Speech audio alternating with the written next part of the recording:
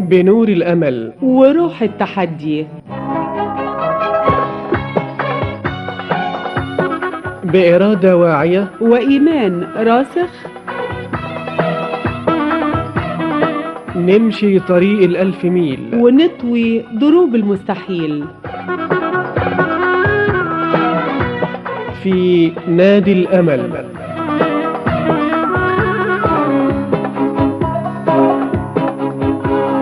أصدقاء نادي الأمل، بكل الحب والأمل والتفاؤل في غد أفضل إن شاء الله، نسعد بكم في ناديكم نادي الأمل، فأهلا بكم. أصدقائي، في حلقة سابقة بدأنا رحلة الإرادة والتحدي مع أسرة واعية مستنيرة خاضت رحلة الإرادة والتحدي مع ابنها الذي تعرض لكف البصر تدريجيا إلى أن فقد البصر، ولكنه لم يفقد هو وأسرته الأمل، لم يفقد قبل ذلك الإيمان بالله وبأنه سبحانه وتعالى قادر على أن يجعل من هذه المحنة منحة، ومن هذا الظرف الصعب نقطة تحول نجاح وإيجابية. رغم هذا الظرف صمم هذا الشخص على أن يستكمل رحلة الإرادة والتحدي، صمم على أن لا يتنازل عن حلمه، واستكمل تعليمه في مجال التكنولوجيا، التحق بالثانوية التكنولوجية ثم بإحدى الجامعات التكنولوجية رغم كف البصر، ورغم أن هذه الدراسة تتطلب أن يكون لدى الشخص حاسة الإبصار كاملة كي يستطيع أن يكمل العملية التعليمية بسهولة وكفاءة، ولكنه تحدى هذه المشكلة بالإيمان والأمل والعزيمة والإصرار، ولم يكمل دراسته فقط وإنما كان متفوقا متميزا مبتكرا. تعرفنا على جزء من هذه الرحلة، رحلة الإرادة والتحدي، واليوم نستكمل تجربة هذه الأسرة الواعية المستنيرة الإيجابية مع ابنها الكفيف الذي يدرس في مجال التكنولوجيا رغم فقد البصر. ونستكمل اللقاء ونكرر الترحيب بضيوفنا الأستاذ سامح الأب، الأستاذة شيماء المفتش بوزارة الآثار الأم، وصاحب الإرادة والتحدي، نموذج الأمل، نموذج العزيمة والإصرار، أحمد سامح الذي يكمل حاليا دراسته في إحدى الجامعات التكنولوجية. نستكمل الرحلة ونستمع إلى التجربة المشرقة المضيئة. يعني كان الكلام المحبط بيجي لك يا أحمد تحدي، تشجيع، زي ما هو بتقول تحدي فعلا، تشجيع ليك أو بيحفزك أكتر، مش بيرجعك لورا، مش بيحبطك زي ما هو متوقع لأي شخص. أنت على فكرة أي شخص عادي لو سمع كلمة محبطة ممكن تأثر عليه سلبيا، فلا انت كنت بتستقبل هذا على انه يأثر عليك. انت هو لسه بتقول انا فكرت ازاي لا اثبت ان انا ازاي هنا بقى. فكره الاحباط دي برضه حابب الفت الانظار ليها، ان انا كان برضه يجي عليا لحظات احباط. يعني عايز اقول لحضرتك حصل موقف والله، كان مره انا كنت من كتر الضغط النفسي والاحباط وكده جت عليا فتره او مره، وبصراحه كان ماما برضه ليها دور في الجزء دوت، ان انا قلت له انا مش هنزل المدرسه تاني. انا حتى صحيت الصبح قلت له انا مش هنزل المدرسه. انا مبسوطه انك بتقولي الكلام ده وبتتكلم بالتلقائيه دي مع اصدقائنا، لان عارف ده بينقل حاله صدق. انت بتتكلم بصدق وشفافيه، اللي ليا واللي عليا، اللي حسيت بيه واللي مريت بيه، وانا سعيده لان انت قبل بدايه التسجيل كنت قلقان ومتوتر، مش كده؟ دلوقتي احنا خلاص بندردش بقى. الفكره والله ان انا حابب اوصل التجربه كامله عشان ايوه، وده اللي احنا عايزينه فعلا. صحيح، التجربه كامله، لان هي فعلا مفيده لكتير من اصدقائنا اللي بيسمعونا، ده حقيقي يعني. قلت مش هنزل المدرسه، قلت مش هنزل المدرسه، وفعلا ساعتها يعني الموضوع كان قافل معايا قفله وحشه، يعني اللي هو انا خلاص مش هنزل المدرسه تاني. كان ايه يعني؟ كانت خلاص في اواخر بقى الفتره بتاعه المدرسه والدراسه اللي هي في اخر ثالثه، اللي هي الضغط بقى وفتره حسيت بقى خلاص ضغط من كل ناحيه يعني. حسيت ما فيش امل. بس الوهله جت بقى ماما لا ما ينفعش وبرضه ساعتها كان حصل مشاده بسيطه، بس الحمد لله عدت على خير يعني. وبعدين بقى السبورت لا ما ينفعش ولازم ونعمل ونسوي، هنسيب يعني هنسيب الحلم مش اللي احنا معقوله بنعمله بعد كل كل ده صحيح بالظبط. ومريت ونجحت، انت نجحت وبتفوق، عارف لو اللي هو زي ما بيقولوا نجح بالعافيه او بالزق او يعني الحد الادنى من النجاح، اقول طب خلاص بقى ما كفايه، لكن واحد متفوق يبقى ليه كفايه. فساعتها بقى وكملت ساعتها بقى، والموضوع من ساعتها برضه زي ما قلت لحضرتك كان تحدي اكتر ان ليه او ازاي اثبت ان انا اقدر. بس عشان النقطه دي مهمه، كنت شاركت برضه في تنظيم مسابقه العباقره في المدرسه عندنا، وكنت كنت اصلا في التيم بتاعي يعني مسؤول عن جزئيه الساينس، لان انا عاشق لحاجه اسمها ساينس بشكل عام يعني. بكل افرعه. فبرضه من ضمن الحاجات اللي كنت حابب اذكرها شاركت فيها بالظبط.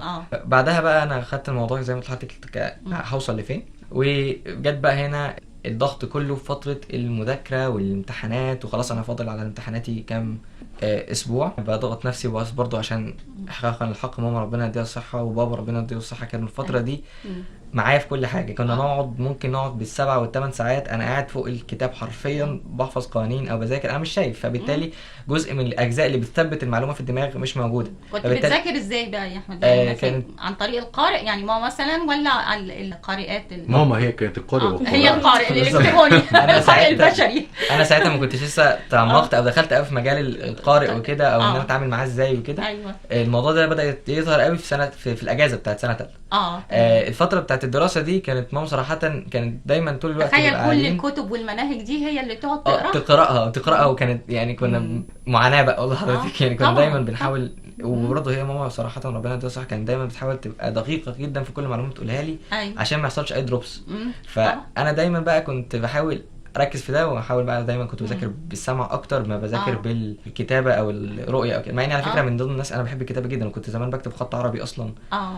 وكنت بحب جدا الكتابه والخط وستيل على يعني فكره كان ليك اساليب في المذاكره بتعتمد على الرؤيه، ورغم كده انت لما جه الوقت انك مش هتقدر تعتمد على هذه الاساليب تجاوبت مع الظروف الجديده عادي بالظبط يعني. وكملت وحصل بقى وده زي ما بنقول دعم الاسره يعني. احنا بنأكد دايما فعلا، لانه هنا انت يعني حتى فعلا هم بابا وماما لما بيتكلموا عنك يقولوا لا هو اللي شخص موهوب، هو اللي شخص متميز. انت قلت لا، هم لو ما كانوش فعلا ورايا وداعمين ومساندين، ما هو حق المواهب دي كلها ممكن تضيع. احنا عندنا موهوبين كتير ولكن لم يجدوا الفرصة او لم تجد الموهبة الفرصة ان تشق طريقها للنور. حتة يعني حابب الفت الانظار ليها يعني. انا لو فرضا انا البناء المبني فهم الركائز او الاسس بتاعته. الله جميل والله جميل. يعني احنا لو هنقول ان انا الجزء المبني فهم الاساس بتاع الجزء اذا كنت ده. انت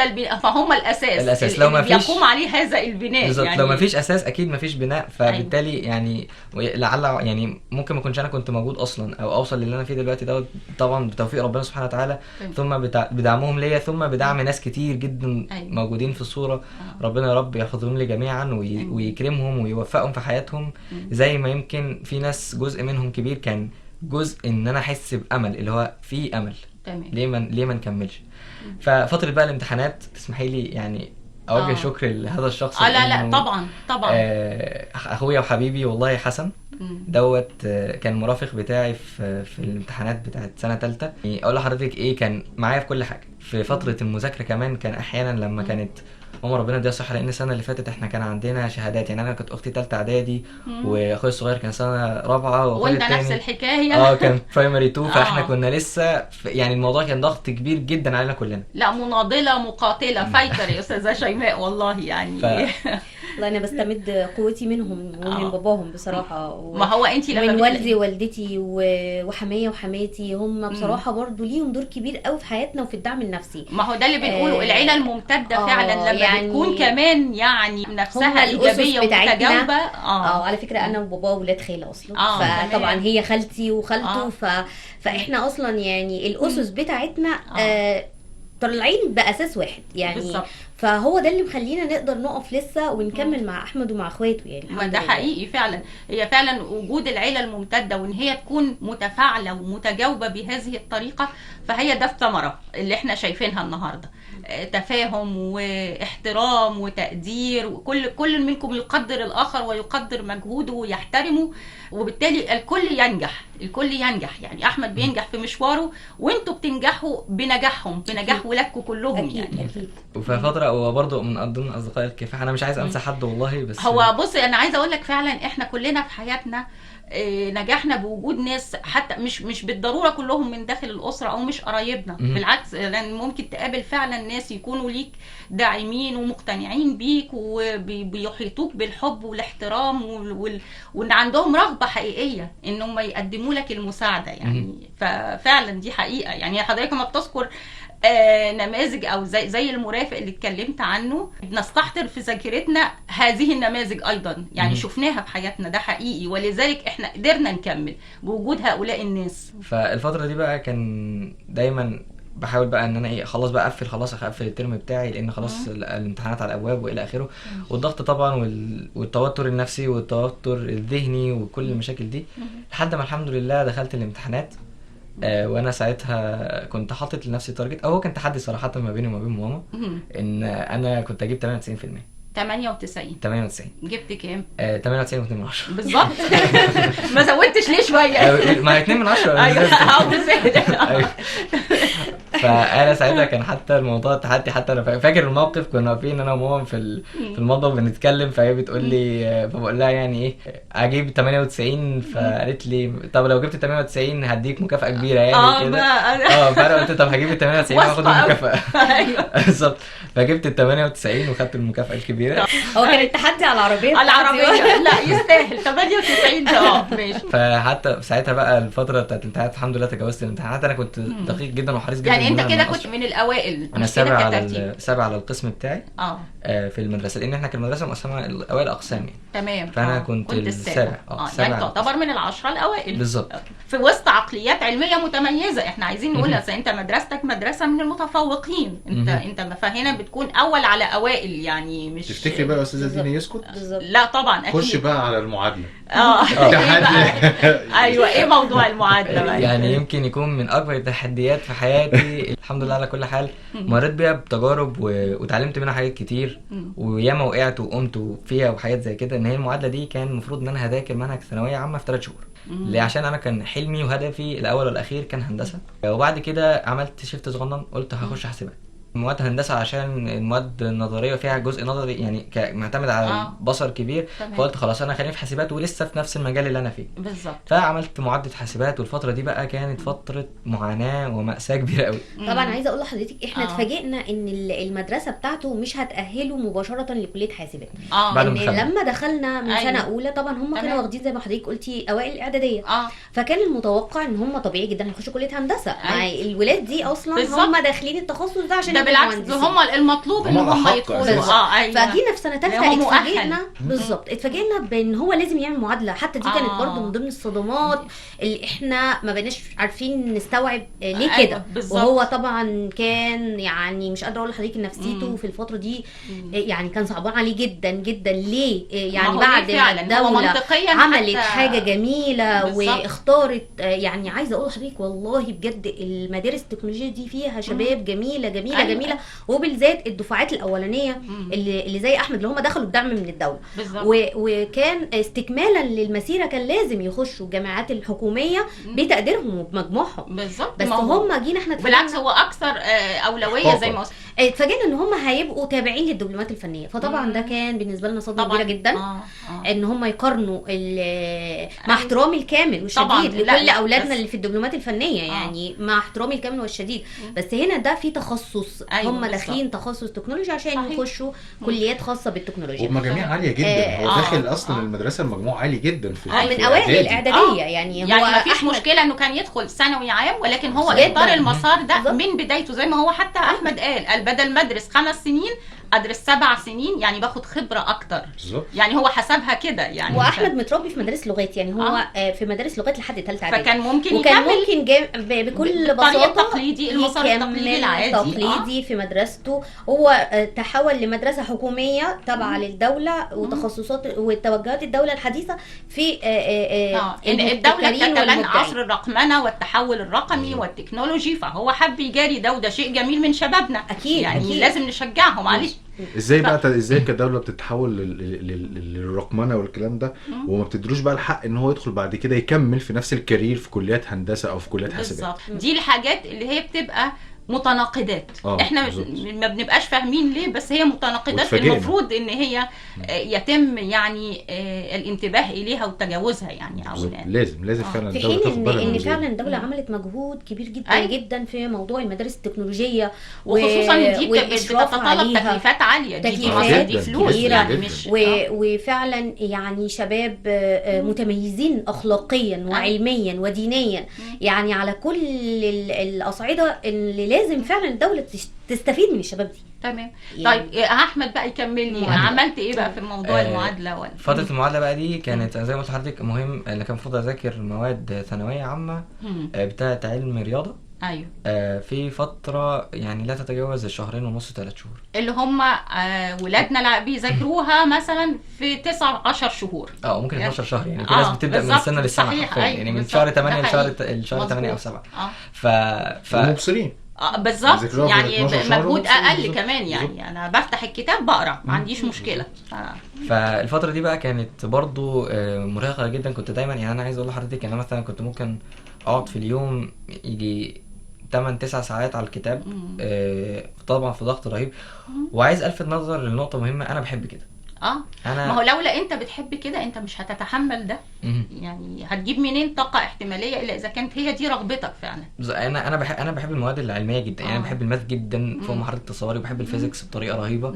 ودايما بحاول ان انا انمي نفسي فيهم، حتى لو المجتمع او المكان اللي انا فيه مش اقوى حاجه في الحاجات دي، فانا بحاول دايما انمي نفسي فيهم في الجزئيات دي، خصوصا المادتين دولت يعني بالنسبه لي عشق يعني. اجتزت بقى المعادله؟ ما هي بقى هنا الدروب بقى اللي حصل. فتره المعادله زي ما قلت لحضرتك كانت فتره صعبه شويه، وليله الامتحان على فكره كنت انا دايما بحاول احل النماذج القديمه، والحمد لله كانت درجاتي مقبوله فيه يعني من ما بين ال 40 لل 50. فكان الموضوع انا كنت عامل حساب ان انا شاء الله هخش واجتاز المعادله. طبعا فتره المعادله برضو عدنا نفس سيناريو اللجنه الخاصه تاني، لان كان الموضوع مختلف تماما، فكنت محتاج مرافق. فدخلت امتحانات المعادله بعد بقى الدروبس الكتير اللي حصلت، عشان ساعتها برضو كان الموضوع غير مستقر نفسيا معايا تماما، وكان ضغط. انا كنت بحب ده قوي زي ما قلت لحضرتك، بس برضو كان ارهاق ذهني ونفسي جدا. فكنت بقعد اخلص وبتاع. فالمهم بعد ما خلصت الجزئيه بتاعه المذاكره وتمام، جيت بقى في الفتره بتاعه الامتحانات وبدات المسيره. دخلت اول امتحان كان الدنيا فيه تمام مفيش مشاكل. المهم وصلت لحد اخر امتحان، والى الان انا شايف الحمد لله انا حليت كويس، وفي الامكانيه قدامي ان انا ادخل الحاسبات ومعلومات اللي هي هدفي الحالي.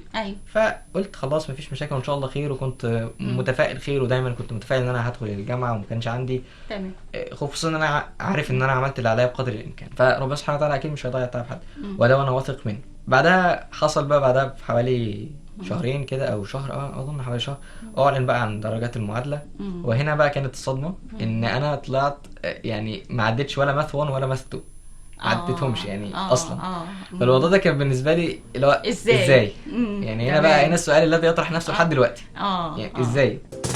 يعني عشان كده احنا بنقول طريق النجاح مش مفروش بالورود. يعني احنا دلوقتي قاعدين بنتكلم عن شخصية متميزة متفوقة، شاركت في مسابقات وحققت مراكز اولى لمدرستها، وانت كنت في يعني فكل ده. ولكن طبعا في الوسط لازم بتبقى عقبات، تحديات، لحظات صعبة، لحظات غير مرغوب فيها يعني. فالموضوع مش سهل يعني. طبعا مع الصدمة الشديدة اللي احمد شافها بعد المعادلة، انا قلت له انت اكيد ربنا سبحانه وتعالى عمل لك ده لخير. وقت المعادلة خدت صدمة كبيرة يعني. انا قعدت يعني انا يمكن اكون لسه متعافي من هذه الصدمة من شهور قليلة يعني. وكنت يعني ممكن اكون دخلت في حالة زي ديبريشن، اللي هو انا وصلت المرحله ده كان سؤال انت كتير. حتى مش فاهم ليه انت بس حاسس انك حليت ما فيش اي مشكله بالظبط. كان بس معاه النقطة- مهندس من كليه الهندسه هو اللي مرافق بيكتب- في اللجنه الخاصه وكان بيقول له بعد كل امتحان برافو عليك يا احمد ممتاز. فيعني هو في دروب حصل احنا مش عارفين هو كان ايه بس ده ولكن من عند الله. ولكن بقى يعني جيت قلت برضو طب ما انا لازم اتميز في المكان اللي انا فيه. ما هو اكيد انا مش هقف عند حيطه واقول بعد المشوار ده كله برضو واقول لا، خصوصا ان انا برضو الجامعه اللي انا فيها جامعه اكتوبر التكنولوجيه هي في المجال، انا قسم اي تي وكده، فانا لسه في الفيلد بتاعي، انا لسه في الحته اللي بحبها. طيب انا عايزه بقى نقطه الجامعه، وانا استمعت ليك قبل التسجيل وانت بتتكلم معايا، انا حسيت ان انا مش بتكلم مع طالب، بتكلم مع عقلية عايزة تنفتح على الحياة بشكل عملي. يعني مش عايز تعيش دور الطالب اللي بيدرس بس، او لسه انا طالب، انا لسه في البداية، انا لسه في سنة اولى. لا، انت بتتعامل دلوقتي على انك واحد مبرمج، واحد خلاص ممكن تقدم منتج في مجالك. فده اللي انا لاحظته، وعايزه يعني عند هذه النقطه اقف فعلا وتكلم اصدقائنا بقى عن هذه التجربه الجامعيه اللي هي لم تلتزم فيها بوضعك كطالب جامعي فقط. مبدئيا الفتره بتاعه الاجازه بتاعه الثالثه بعد المعادله كنت بدات بقى امشي في مسار اللي انا حابب اكون نفسي. اظبط لينكد ان بتاعي، اظبط السي في بتاعي، اشوف هشتغل ازاي او هكمل ازاي في هذا المجال، خصوصا بالحاجه اللي عندي حاليا. انا فول ستاك ويب ديفلوبر سبيشاليزد فرونت اند برياكت، دي فريم ورك وباك اند مطور للمواقع. مطور للمواقع، شغال برياكت ولارافيل، دول الفريم وركس الاساسيه اللي انا شغال بيهم. واتعلمت حاجات تاني كتير، من ضمنها اي اس بي دوت نت وشويه فريم وركس تانية، من ضمنها نود جي اس وكده، من ضمن الحاجات اللي كنت بتعلمها في المدرسه. وفي حاجات اخدت لها كورسز بره من ضمن يعني الكورسز اللي خدتها. فانا دايما بحاول اطور نفسي في النقطه دي. والفتره الاخيره حبيت ان انا اكون متواجد في ارض العمل او في سوق العمل من خلال الاعمال التطوعيه. فوصلت الحمد لله دلوقتي ان انا نائب لجنه التحول الرقمي في كيان الجبهه الدبلوماسيه المصريه. هو كيان شبابي ماسك فيه لجنه التحول الرقمي، وحاليا ماشيين مع بعض ان احنا بنطور او بنكبر اللجنه، ان احنا نشوف كورسز مدعمه للشباب، نشوف ازاي تقدموا لهم يعني اقدر افيد الشخص اللي قدامي بالمعلومه اللي عندي. يعني انت بتفكر دلوقتي ازاي مثلا تدرب الشباب او تنمي المهارات التكنولوجيه عند الشباب من خلال دورات متخصصه. بالظبط، دورات متخصصه وناس متخصصين، نحاول نشوف نساعد الناس دي ازاي، لان انا حابب او ببص دايما للي قدامي بص بنظره ان هو ممكن يكون عنده امل او شغف او هدف زيي، فاحاول اوصله ليه بقدر الامكان. لان يعني انت خرجت من دايره المتلقي فقط، انت بتتلقى وما زلت تدرس، ولكن عايز اللي درسته وتعلمته خلال الفتره اللي فاتت انت تكون مصدر للتعليم او للتدريب او لتقديم هذه المهاره. يعني حاليا انا اصلا او ان شاء الله يعني هقدم الفتره اللي جايه كورس باك اند ديفلوبمنت تبع الجبهه الدبلوماسيه، ان شاء الله هقدمه يعني. وحاليا برضو انا انستراكتور في كورس تبع سكيلز اريا، كورس ويب ديفلوبمنت دبلومه. وحاليا برضو بدات بقى ان انا اخد اتجاه ان ليه ما ابداش اعمل بيزنس خاص بيا انا. تمام، ما ده اللي انا يعني لفت نظري واحنا بنتكلم في حوارنا قبل ما نبدا تسجيل، انك خلاص بدات تفكر بعقليه منفتح على سوق العمل. يعني عايز تشتغل، مش فكره واحد هيدرس وبس لسه هيقعد يدرس ثاني 4 سنين او لا يعني انت خلاص دي قفزات يعني منك يعني صحيح يعني. فحاليا بقى انا بدات افتح الاكاديمي بسيطه كده صغننه اسمها ديف ستورم. المفروض ان ده بقى المشروع الخاص بيك بقى بالظبط. هي مش اكاديمي بس، هي المفروض بلاتفورم كامله من خلالها تعليم برمجه، وفيها جزء بقى تكنيكال شويه، ان انا بس بتلقى مثلا حد عايز يعمل ويب سايت او حاجه زي كده، ببدا اشتغل عليه واسلمه برضه تحت اسم الكومباني البسيطه اللي بدات تعمل تشتغل بالظبط. فهو خصوصا برضه انا عايز اقول لحضرتك حاجه، وان شاء الله دي حاجه انا ناوي اعملها قريبا جدا جدا. هيكون في سيكشن مخصص لذوي الهمم.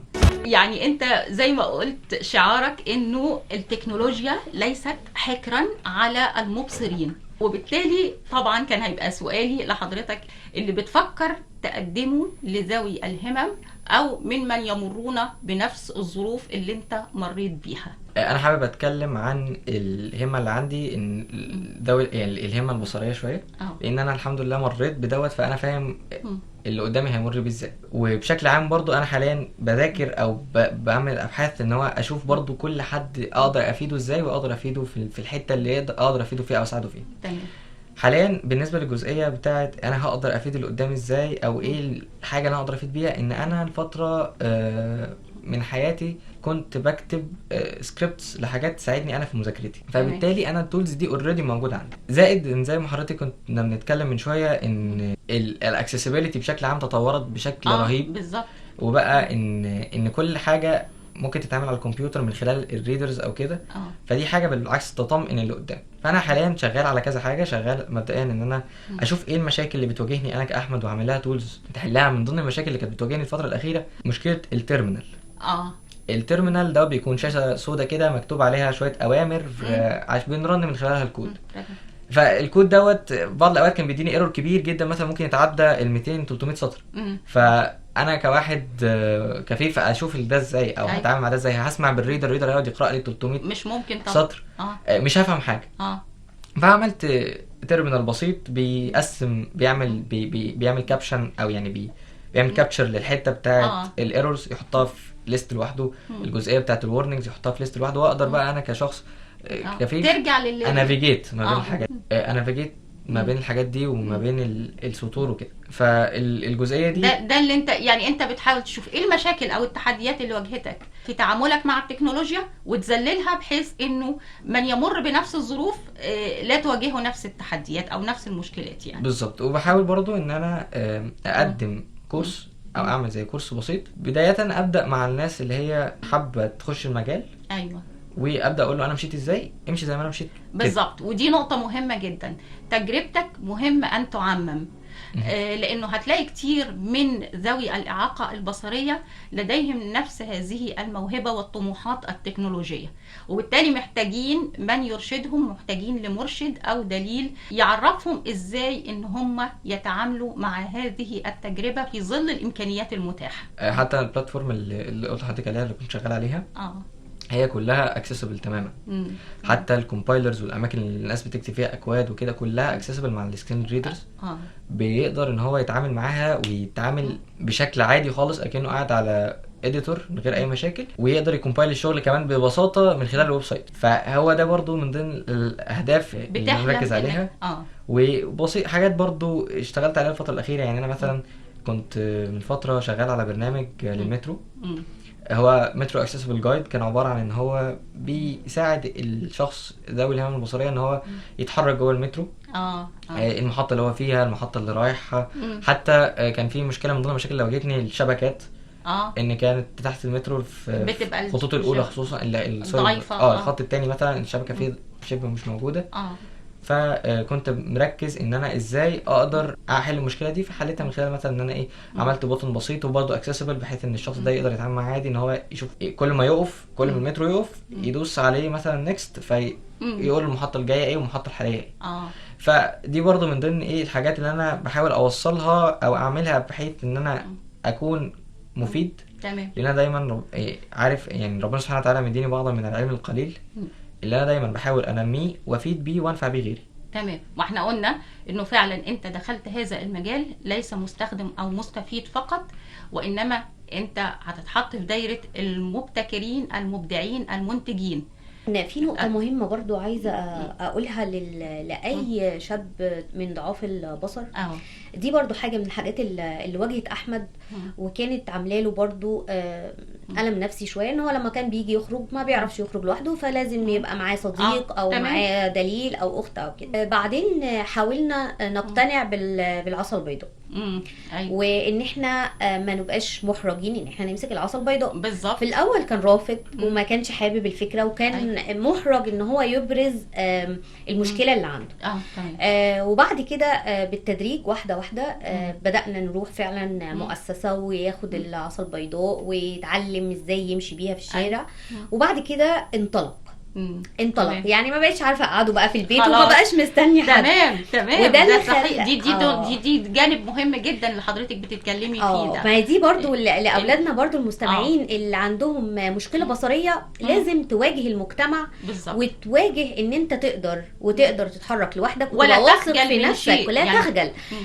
انت مميز. انت بالظبط. مميز. ممكن تكون انت مميز بفكره ان انت مش زيك زي المبصرين. بعد ما حاولنا ان احنا نعرض هذه التجربة الثرية المثمرة المشرقة على مدى حلقتين من برنامجنا نادي الامل، وانا كنت حريصة اني اعرض التجربة في الحقيقة بالتفصيل لانها تستحق، ومستمعينا يستحقوا أن يسمعوا هذه التجربة، لأن كل جانب منها هيكون مفيد لكل مستمع في جزئية معينة من حياته. فيعني هي زي ما بنقول وبدأنا لقائنا وقلنا إن هي مجموعة من الرسائل، لكل أن يستفيد من مجموعة من الرسائل أو من هذه الرسائل، سواء كلها على بعضها أو أجزاء منها. كل واحد في حياته جانب معين يحتاج فيه إلى توجيه، إرشاد، نصيحة، فكرة، وجهة نظر بتفتح له طريق جديد هو ما كانش شايفه. فقبل ما نختتم لقائنا يعني نقول ايه، كل حد من حضراتكم كلمة يحب يوجهها. يعني لو بدأنا بالأستاذ سامح، حضرتك كلمة لكل أب تحب تقولها لكل أب. يعني أفضل كلمة ممكن أقولها إن كل أب لما يحصل له ابتلاء لأولاده لازم يكون هو على ثقة كاملة وتامة ان ربنا ان شاء الله هيكون عون ليه، طالما هو عايز يدعم اولاده ويعدي او زوجته ويعدي بيهم لبر الامان. وما ييأس ابدا. البني ادم لازم ما ييأس ابدا من رحمة ربنا، ولازم يبقى مثابر ومكافح، ولازم يرضى ويصبر، واكيد ربنا هيوصله في يوم من الايام للي هو كان عايزه وافضل. الانسان دايما من وجهة نظره بيبقى شايف نفسه، شايف الخير لنفسه، بس هي مش حقيقة. البني ادم فعلا ما بيبقاش عارف الخير اللي ربنا كاتبه له فين.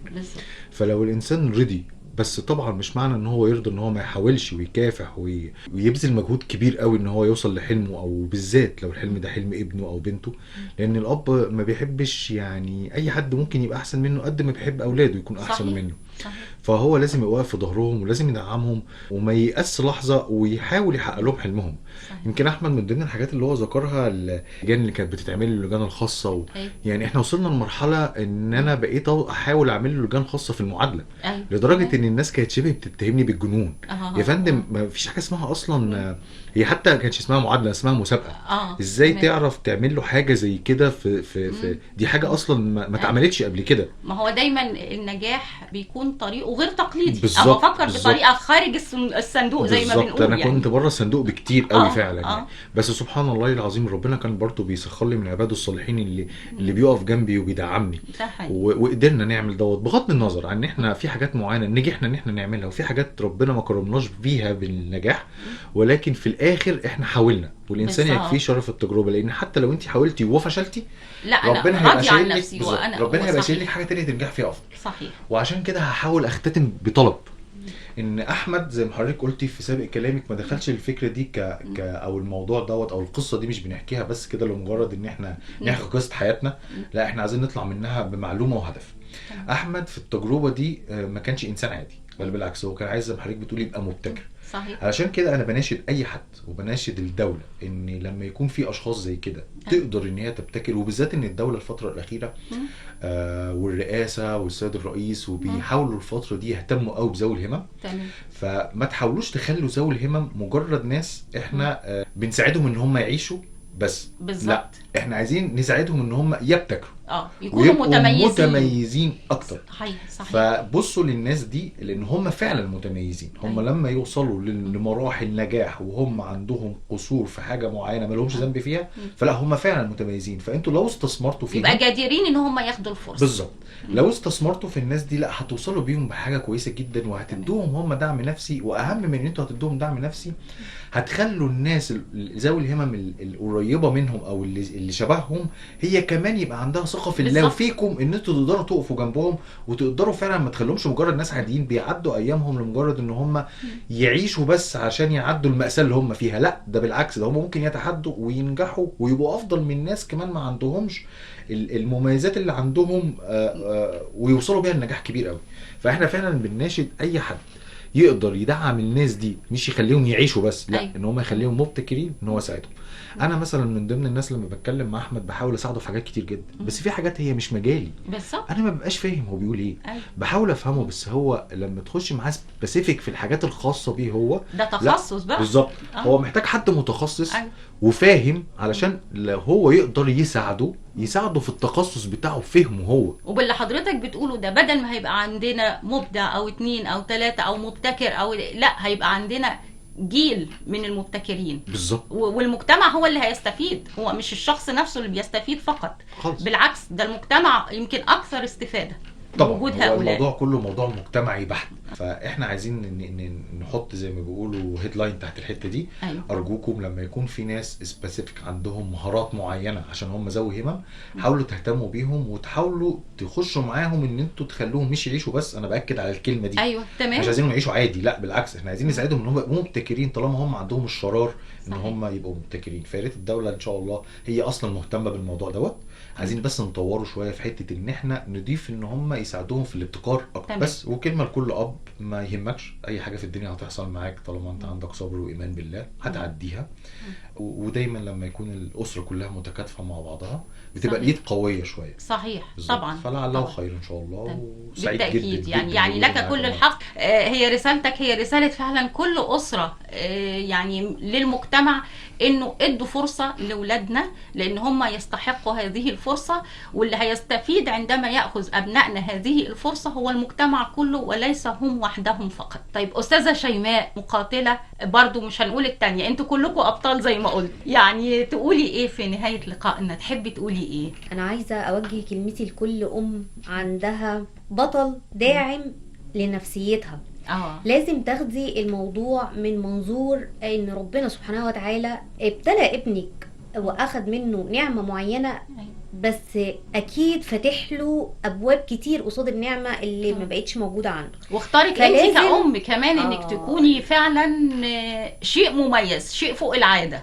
فلازم تفتحي وتتركي كل باب، تخبطي على كل باب وتفتحيه قدام باب قدام ابنك، وتشوفي ايه هو هيتميز في ايه، ولازم تبقي واثقه فيه ثقه تامه، وما تقلليش منه ابدا، علشان هو سبحان الله يعني هو فقط حاجه وربنا اكيد ابدله بيها بنعم تانية كتير عنها. بالتاكيد له حكمه سبحانه وتعالى. سبحان الله يعني. وربنا سبحانه وتعالى بيدبر الامور بطريقه الواحد فكر فيها هيتعجب من حكمة ربنا سبحانه وتعالى في تدبير الأمور.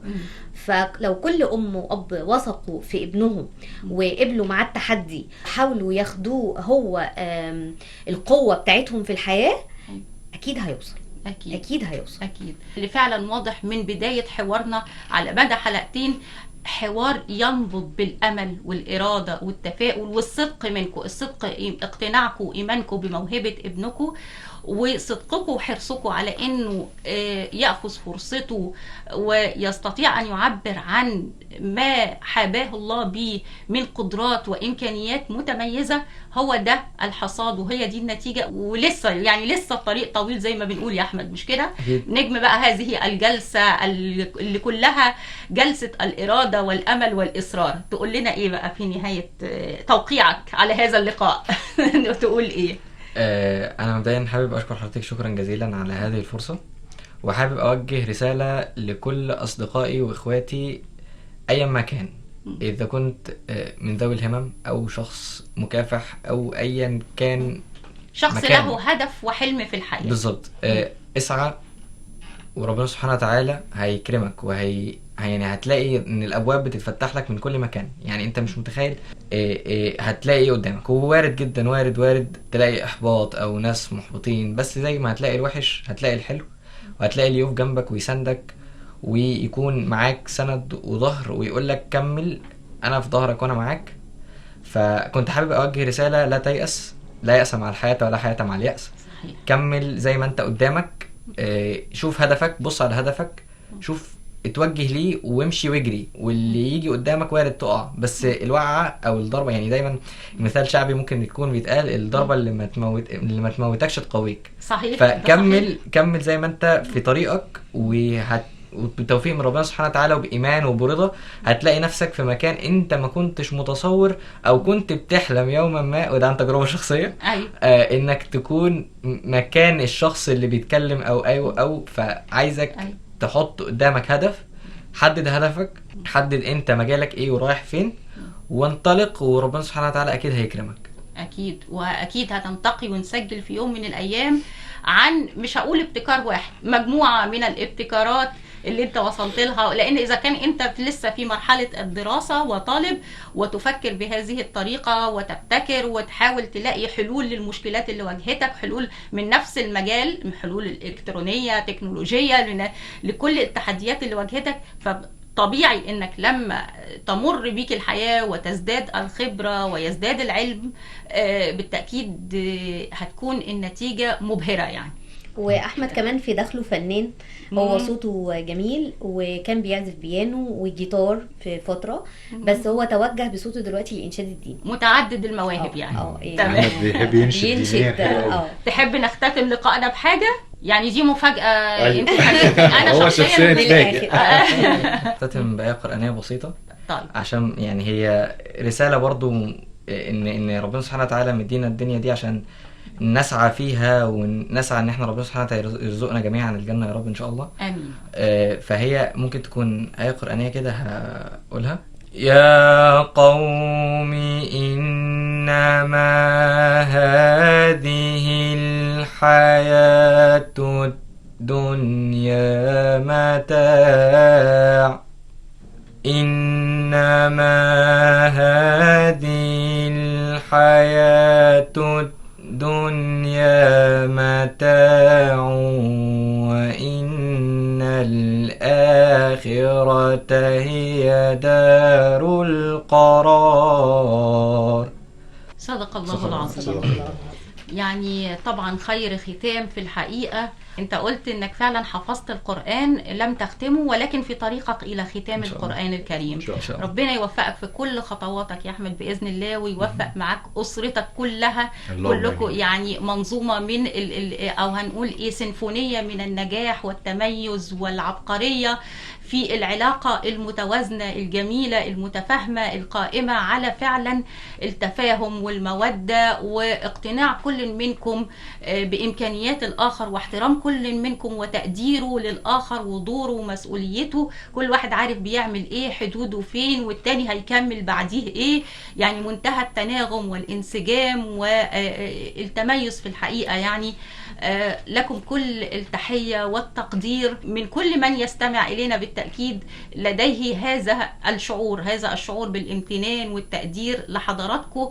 نموذج مشرف نفتخر به، ونتمنى أن يكون يعني موجود في كل أسرنا المصرية، لأنه ده بيساوي مجتمع صحي، مجتمع ناجح، مجتمع مزدهر بالتأكيد بإذن الله. شكرا لحضرتك يا فندم. وفي نهاية لقائي بشكر الأستاذ سامح أسامة صاحب عمل خاص، الأستاذة شيماء حمدي مفتش آثار بوزارة السياحة والآثار، نجم هذه الجلسة جلسة الإرادة والأمل والعزيمة والإصرار أحمد سامح الطالب بجامعة 6 أكتوبر التكنولوجية. بشكركم شكرا جزيلا وكل التوفيق. أصدقائي بالحب التقينا وعلى الأمل يتجدد اللقاء، ونادي الأمل دائما جسر من الحب بينكم وبين إذاعتكم القاهرة الكبرى. أصدقائي وحتى لقاء جديد ليس ببعيد من أسرة نادي الأمل، لكل أصدقاء نادي الأمل بكل الحب.